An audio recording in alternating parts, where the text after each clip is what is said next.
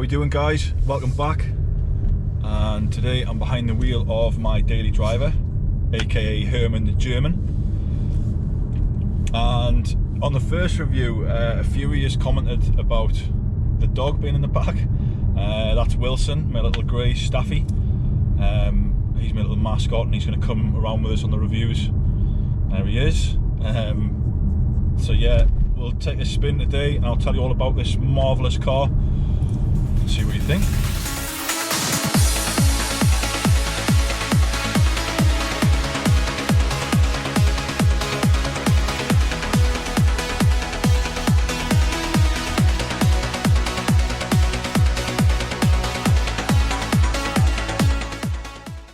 So the first thing to note about this car is it's a proper wolf in sheep's clothing. The reason I say that is because obviously it's the 3-litre V6 BiTdi version, which pumps out 480 pounds of torque and 320 brake, so it's kind of lively, put it that way.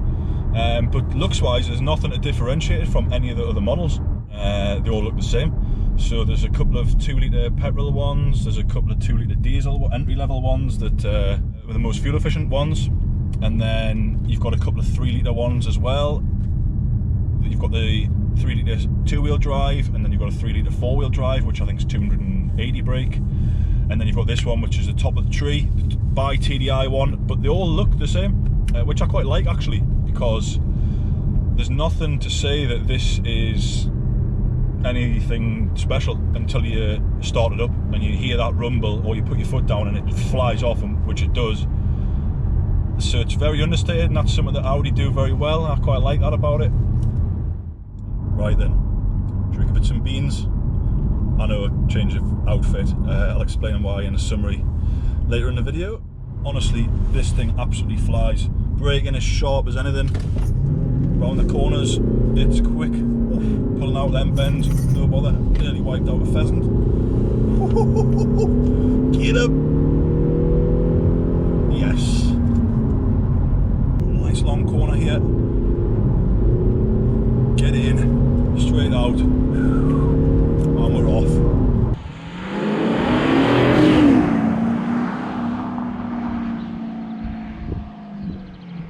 So the styling of the car is everything you expect of a premium Audi. It's mint, looks the part. It's got those big diamond cut alloys. It's got lovely aggressive front bumper. The back end's been remodeled in 2016.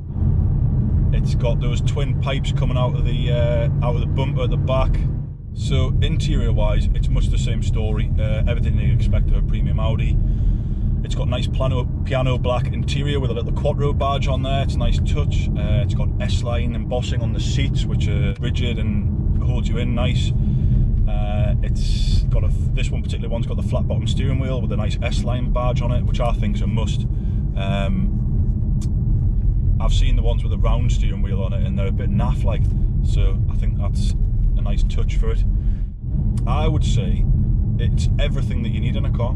I've had loads of cars obviously over the years, but I've never had one that's ticked quite as many boxes as this one has. And I'll give you two different scenarios to kind of back up what I mean there. So scenario number one, Alex and I decide that we're going to go to the seaside. So in we get. Max gets in, my 4-month-old, we've got the baby seat in, we've got the pram in, the dog obviously jumps in the back, we might take a picnic with us.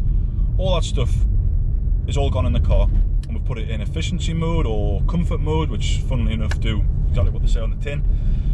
And off you go. You've got 4-wheel drive, the car looks nice, it's comfortable, it's quiet, it's got all your luggage in, and you get the seaside nice and safe. Job done. It's a perfect family estate. Happy days.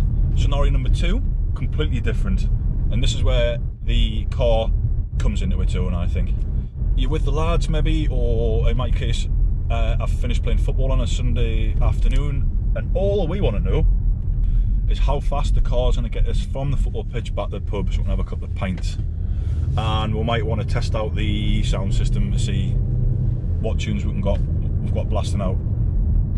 And I can tell you, this thing doesn't let you down. Once you put your foot down, it unleashes all those 480 foot-pounds of torque, all those 320 horses pulling the car away. and it's a proper flying machine. For what it is, you forget that you're in a big, huge estate car. All of a sudden, you're in a bit of a sports car. It's got a nice thick steering wheel, the suspension on it's nice and tight, and you can really give it some beans around the corners. There's another little back road up ahead. We'll just turn off there. We'll just turn off and fly up there. Off we'll go.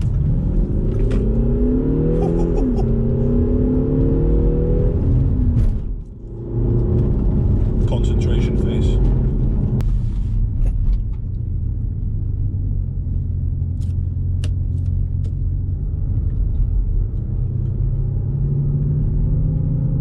Sorry, dog walkers. Very irresponsible.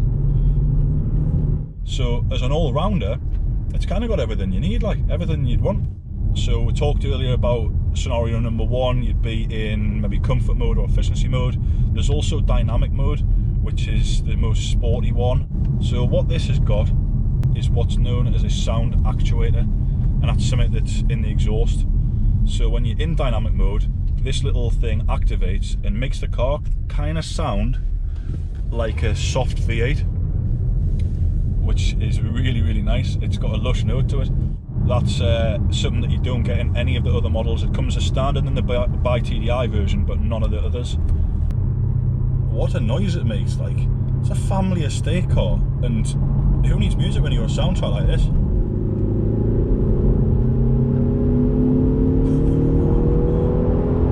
Jesus.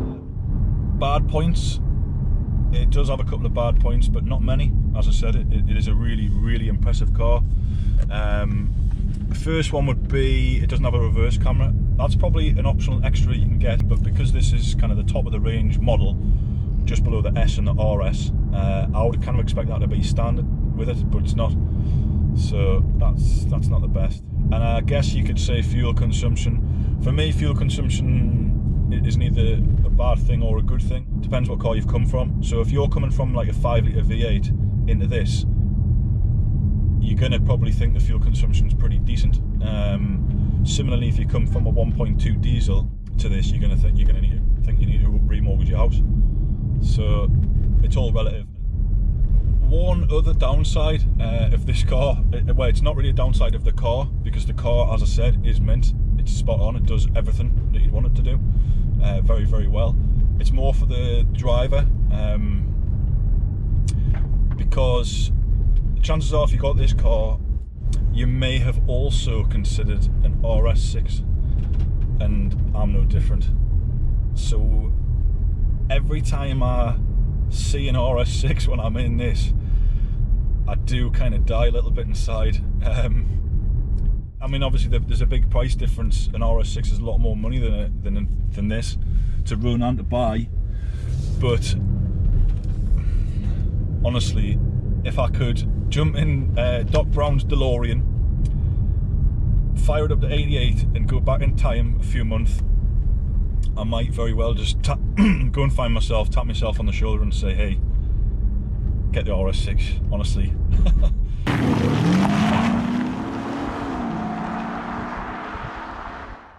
So that's the end of the review, guys. I hope you enjoyed it. As you can see, I'm in different attire to what I was yesterday. That's because I forgot to do the summary. And you'll also see that I've got a huge friggin' tree in the boot.